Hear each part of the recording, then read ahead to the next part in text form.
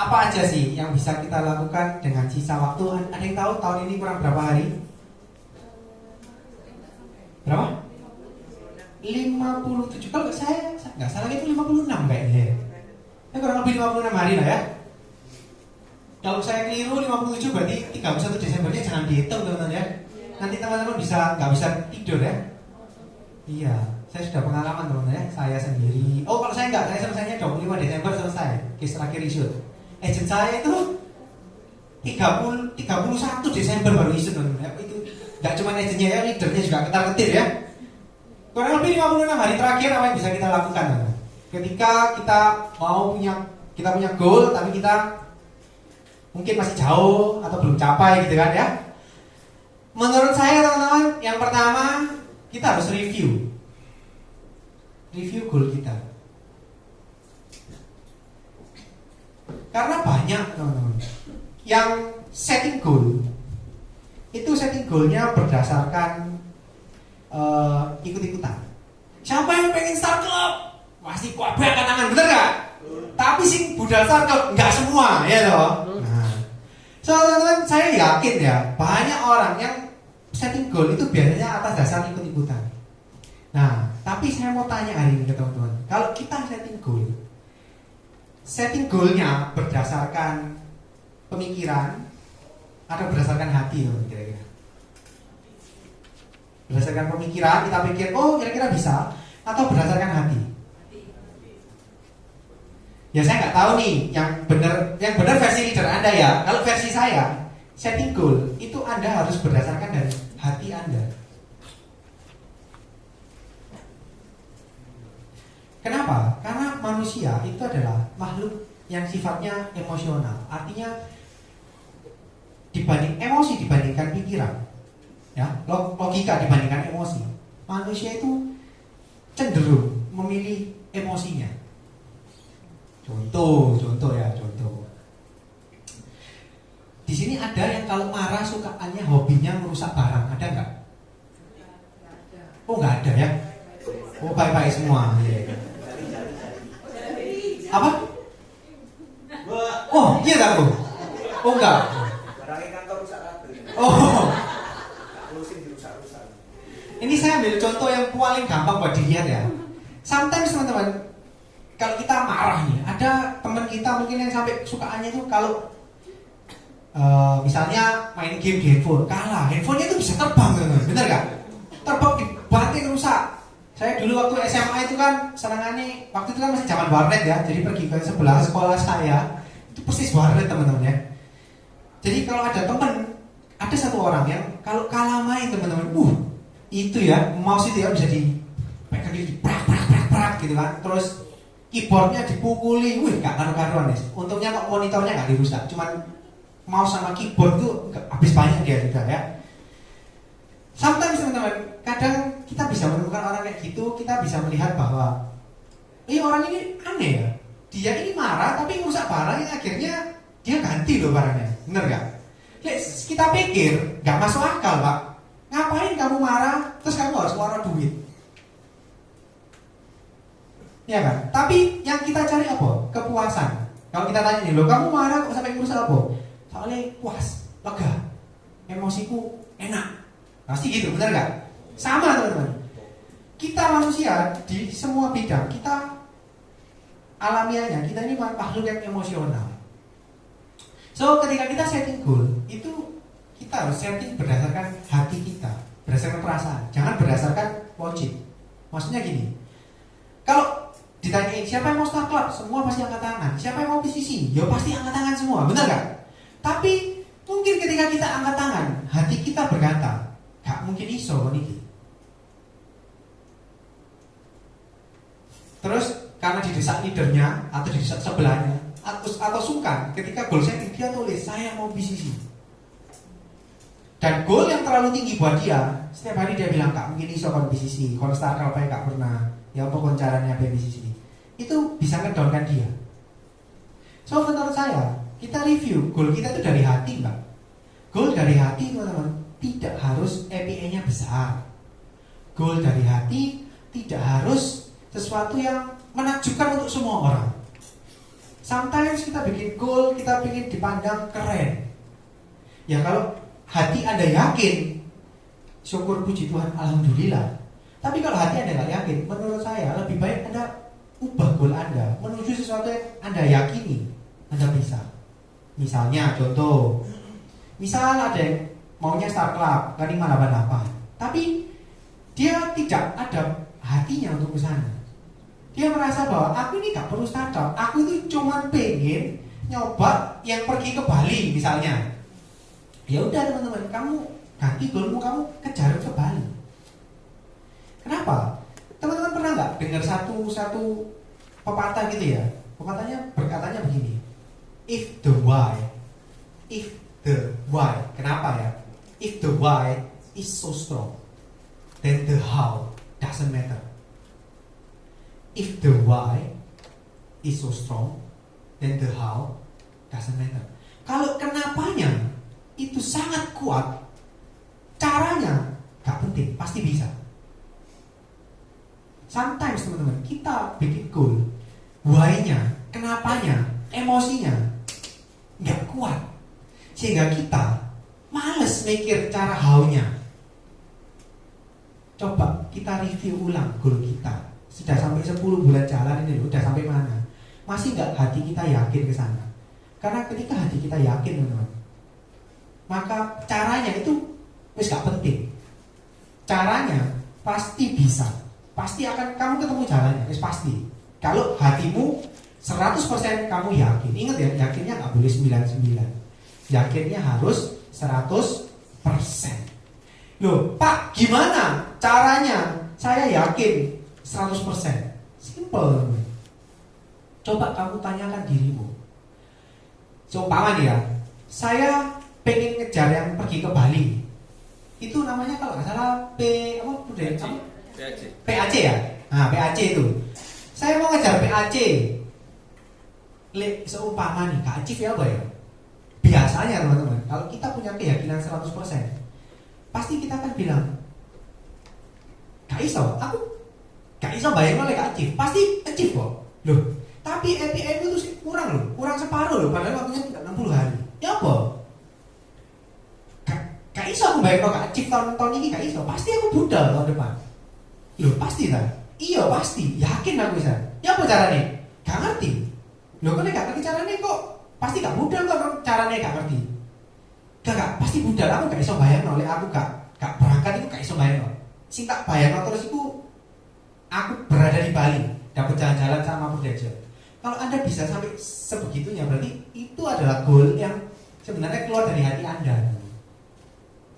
Tapi goal dari hati, saya bilangin ya, tidak harus fantastis untuk semua orang loh.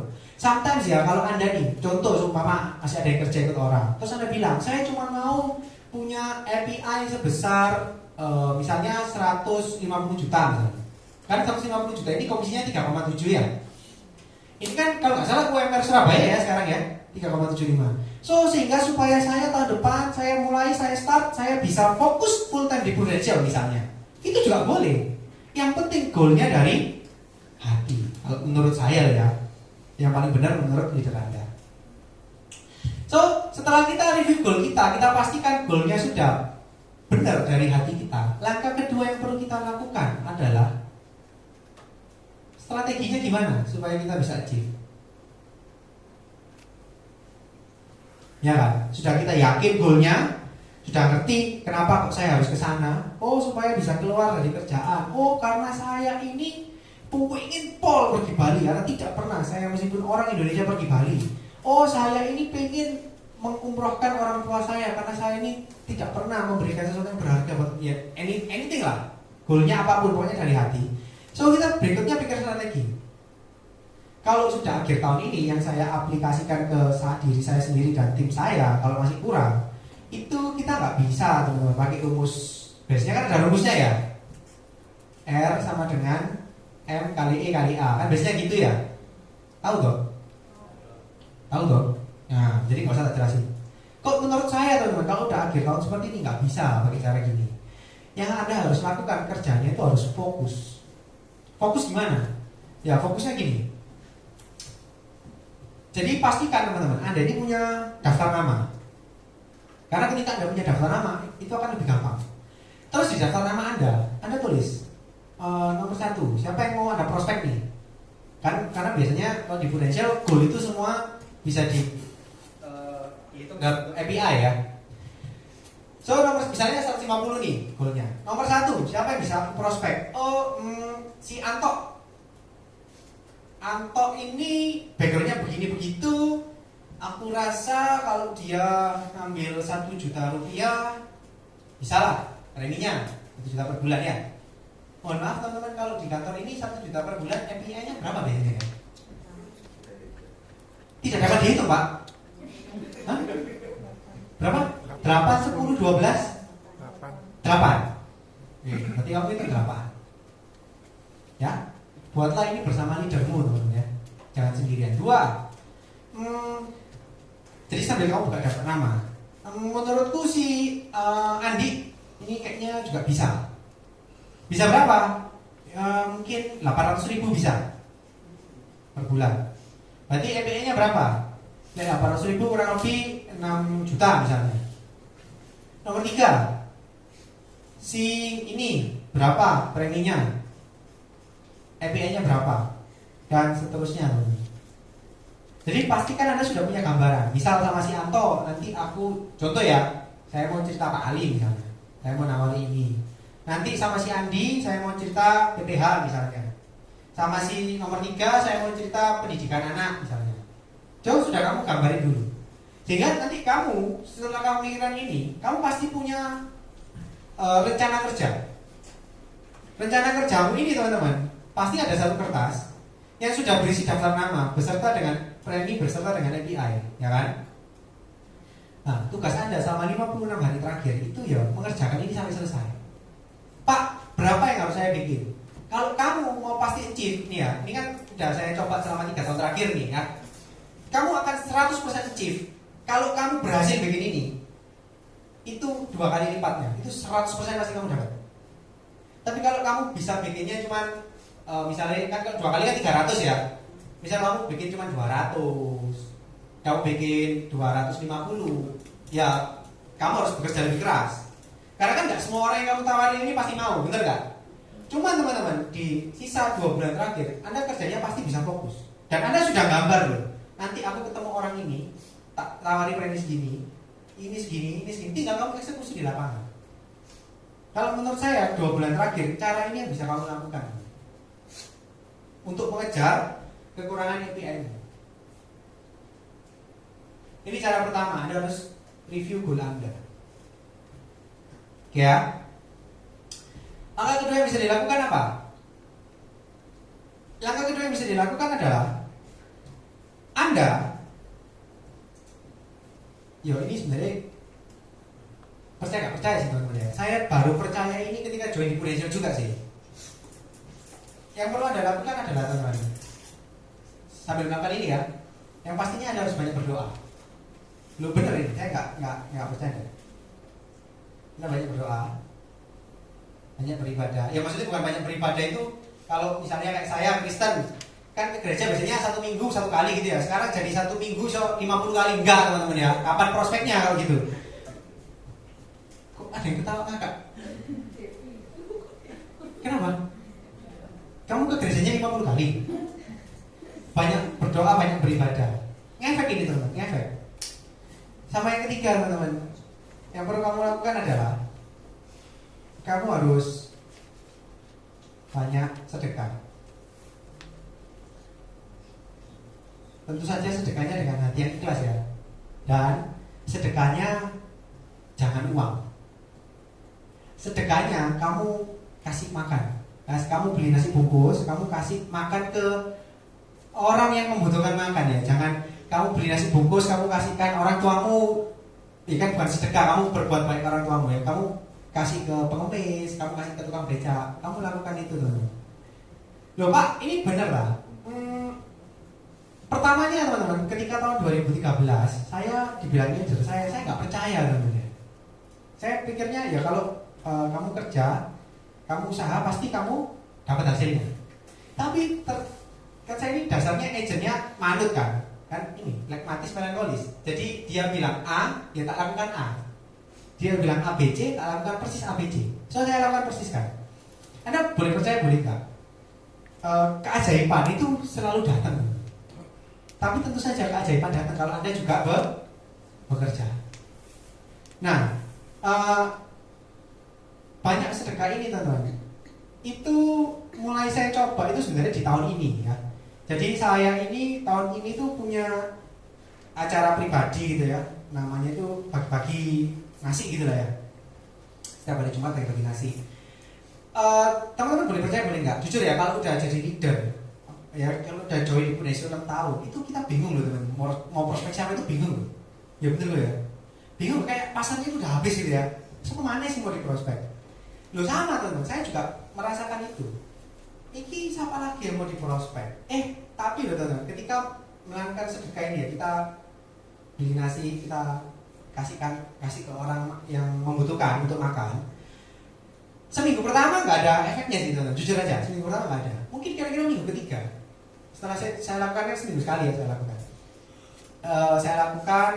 Saya mulai dari satu minggu itu 10 bungkus. Terus lama-lama kan dia dapat berkat, tambah naik lagi ya. Itu minggu ketiga teman.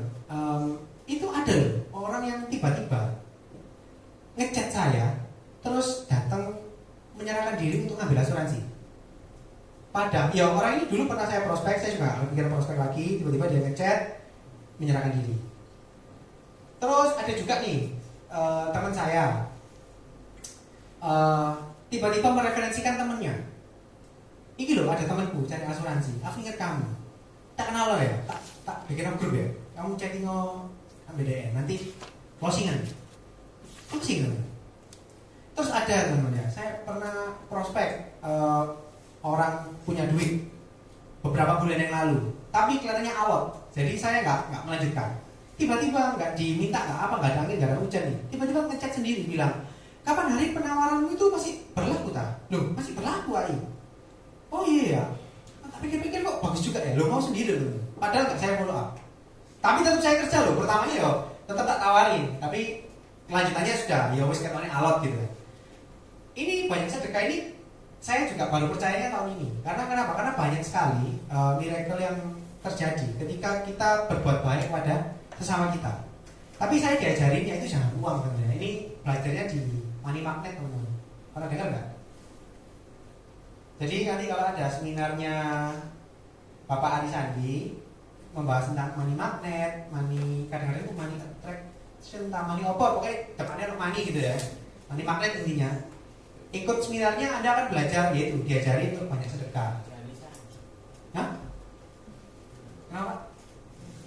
Iya, sama Pak Ali Sandi nih belajar. Ikut seminarnya bagus banget teman-teman. Kalau Anda misalnya mau ikut boleh ya. Sering kok ngadain seminar dia. Nah, 3 hal ini teman-teman harus kita lakuin. Yang paling penting nomor 1, kamu review goalmu. Sudah kamu tahu, kamu jelas arahnya mau kemana, kamu tahu alasannya, kamu bisa melakukan yang nomor 2, nomor 3. Kalau katanya orang Islam itu insya Allah ya, pasti tercapai apa yang kamu inginkan. Oke? Sampai sini dulu ada pertanyaan teman-teman? Oh iya Bapak mau tanya Pak. Oh enggak, ngelap keringet tadi ya? Oh ngelap keringet tadi? Oh iya. Berasik kok bisa keringet. Ini tentang sales tadi. Apa? Bedanya sales sama yang tadi kan janji mau. Bedanya? Sales Sama? sama yang agent. Kita ini bukan sales. Oh iya. Ini tak hapus teman-teman ya. Ini benar ya teman-teman, ini kejadian nyata karena saya makan sendiri ya. Boleh Anda coba. Hapus ya.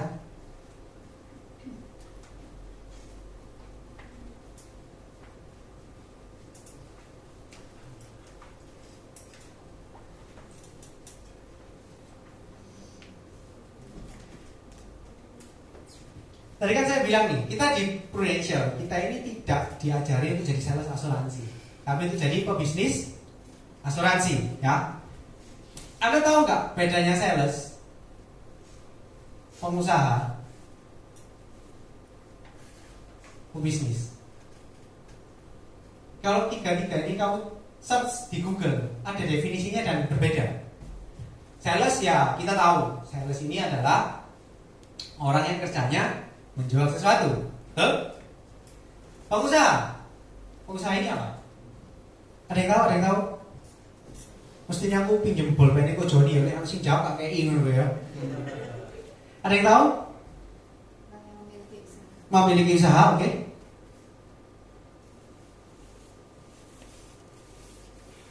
Ada yang tahu? Ini nggak ada yang tahu atau kurang dicor semua atau kalau pebisnis nggak ada yang tahu tak teman-teman? Nggak ada yang tahu. Pengusaha dan pebisnis ini adalah dua hal yang berbeda. Anda tahu bedanya di mana? Bedanya cuma satu teman. Kalau pengusaha itu orang yang punya usaha tapi tanpa memiliki sistem. Kalau pebisnis itu orang yang punya usaha tapi punya sistem. Contoh paling gampang ya teman-teman. Anda lihat di pasar Atom teman. Banyak di sana yang jual baju, celana dalam, terus habis itu snack-snackan ya. Yang paling bisa kelihatan, paling kentara itu yang di pasar Atom yang di lantai dasar. Yang biasanya jual snack, jual roti apa segala macam. Biasanya yang jaga koko-koko, CCCC, AI, susu kan gitu ya. Itu kan yang punya, betul nggak? Mereka itu termasuk pengusaha. Kenapa? Karena mereka menukarkan waktunya untuk duit. Kalau bisnis, contoh paling gampang bisnis itu adalah yang punya Indomaret teman, yang kan bisnis franchise kan memang. Tapi saya tidak pernah melihat yang punya Indomaret, yang dia beli franchise-nya, terus habis itu orang itu lagi pakai seragam pegawai Indomaret, terus lagi dodok, lagi ngasih barcode harga itu loh. Ada yang pernah lihat nggak? Atau lagi ngasih? Ada yang pernah lihat nggak? Nggak ada toh. Itu bedanya pengusaha dan pebisnis. Satu tidak tersistem, satu tersistem. Nah pertanyaannya sekarang, Anda tahu nggak? Ketika Anda kerja di Prudential, Anda ini sama sekali tidak diarahkan untuk jadi sales. Tahu nggak? Anda ini diarahkan untuk jadi pebisnis loh. Loh, kok bisa? Iya. Kalau singkat aja lah ya, karena waktunya nggak cukup. Kalau Anda lihat jenjang karirnya, tahun pertama Anda jadi agent. Tahun kedua jadi AD. Tahun ketiga jadi AD dan seterusnya ya. Masih ada dan seterusnya. Di jadi agent ini, teman-teman, Anda jangan berpikir bahwa Anda ini tugasnya jual asuransi. No. Ingat loh ya, ketika mindsetnya keliru, apa yang Anda lakukan juga keliru teman-teman ya. Mindsetnya harus benar. Tugasmu itu bukan jualan teman-teman. Oh, ini big no teman-teman. Keliru kamu. Salah ya. Tugasmu itu adalah cuma satu, belajar.